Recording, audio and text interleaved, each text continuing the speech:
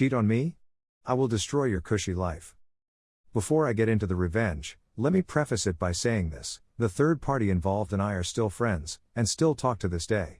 Also, English is not my first language, but I'm working on it.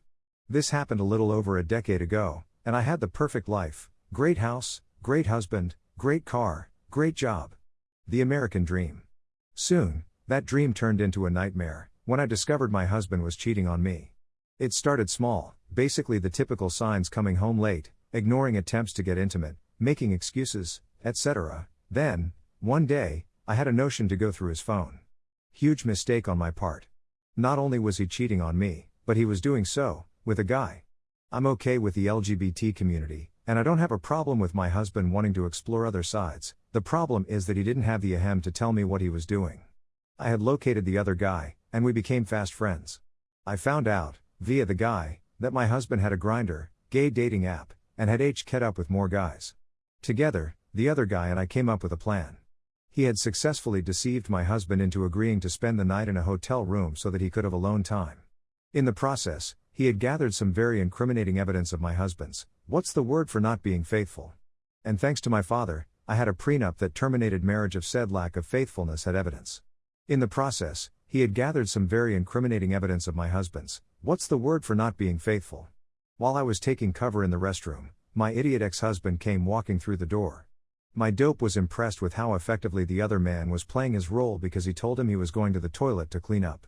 At that point, I presented the proof, which included the prenuptial agreement and the highlighted portion of the contract.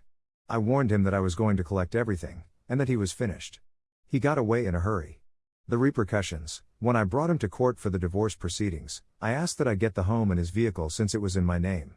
Since it was in my name, I was entitled to have both. I was the principal income for our family because of Daddy Dearest, so I was able to get what I wanted and preserve my possessions. Thank you, Daddy Dearest. He was left with nothing except his old Nissan and the clothing he was wearing. He had attempted to reconcile his relationship with the other man, who is now one of my closest friends, but it had been unsuccessful. In the end, my ex-boyfriend was forced to move back in with his parents. The last I heard, he was working at Target, but I don't really care about that anymore. There is no greater source of rage than a Latina who has been insulted. Story 2. My 38 male, fourth long-term relationship is failing, and this time I'm engaged, so it feels like a midlife crisis and time for serious self-reflection. I, 38 male, have been in 8 committed relationships in my life, and 4 of them have lasted for more than 3 years. I've never been married and do not have any kids. Typically my exes wanted the relationship to continue and to settle down with me, but I've never been ready, and as time goes on I become less excited, more quiet/lazy, and sometimes depressed. In the past I convinced myself that this is happening because I'm not with the right person, but I'm starting to think that the problem lies within my state of mind. My fiancée, 32 female, is the most beautiful, honest, loyal, committed, responsible, caring and amenable person I've ever been with. She's also great at getting along with my friends and family. We mostly enjoy the same kind of music, TV, movies and food, which is important to me. She thinks about the future a lot and is very goal-oriented, while I'm more of a day-to-day type person. We've been together for 4 years and living together for 3 years. She is a wonderful partner to live with in many ways. She wants marriage and kids, but that's never been a big priority or desire in my life, and I've been honest with her about that without ruling out the possibility. Another issue we have is I feel she's not independent enough and wants to spend more time with me than I do with her. She has a few old and new friends but doesn't spend much time with them, and she doesn't have many independent hobbies or obligations that keep her busy. I think if it were up to her, she would spend 95% of her free time with me, whereas I prefer to spend maybe 50% of my free time with her. Sometimes I wish we connected on a deeper, more intellectual level, but I'm not necessarily blaming her for that. I also wish we had a more similar sense of humor. Currently we are intimate about once per week, though sometimes it can be more or less, and at times she will complain that we're not intimate as often as we should be. I still find her attractive, but I've become less excited about the intimacy and find myself thinking about intimacy with other women, but never acting on it. Once again I find myself in this phase of boredom, depression, and less intimacy while I think more about our differences and what I wish was different about her. I then start to wonder if I'm with the right person, and my thoughts/feelings spiral downward from there. After being honest with her about how I was feeling, she was devastated and said that we want different things and we're probably not right for each other. I agreed with her and we sat next to each other mostly in silence for a long time. She brought up the idea of therapy for myself and/or our relationship, as she's done in the past, which I've considered but haven't acted on. She was very emotional then. She packed a bag and left but wouldn't tell me where she was going, I assumed to her mother's place. My natural instincts are telling me that this relationship should end because A. I should be happier and more excited about the relationship, and B. My partner is more motivated to get married and have kids than me, and I don't want to waste any more of her time if we're not on the same page at this point. Another part of me thinks our relationship was great and still has great potential, and that I'm ruining it with my negative state of mind and shallowness. Should I fight to save this relationship and work on myself, or just move on because we're not good for each other? Story 3. Male 29 wants a church marriage with female 28 after relationship of 7 years. Hi there. I've got a question to ask. But before that, some info prior. My family is cultural Catholic.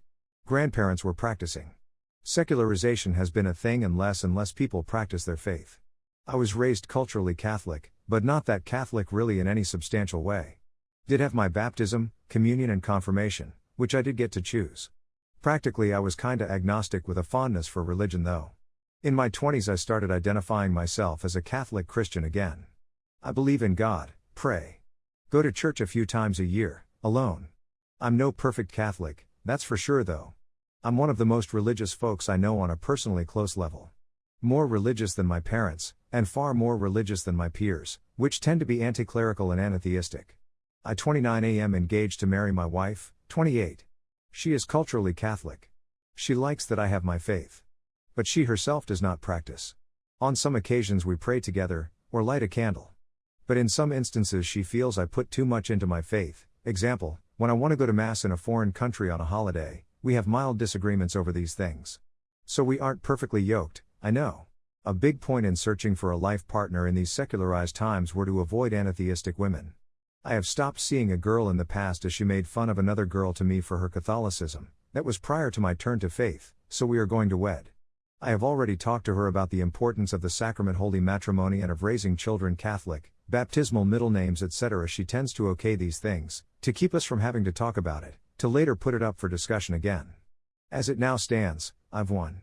She has okayed church marriage, baptisms, middle names. But she's not that enthusiastic about it. And I know my surrounding isn't either. My parents and in-laws are not on board with it. Especially my father-in-law. So a church wedding is bound to be a plain ceremony, with a priest and 2 witnesses and nothing more. And another state wedding with a big party on a different date prior to the church wedding. But should we in this situation have a church wedding? There are also classes you have to attend prior to a church wedding. Could we freely attend those meetings and after that decide if we go ahead with a church wedding? Having a church wedding, as one of the two feels different about it, is difficult to me. Could we even baptize our future children if there was no church marriage? I expect it will, but some on the internet say it cannot be done. It was a bit of a rambling, but I hope you guys got enough info for advice. Thanks in advance.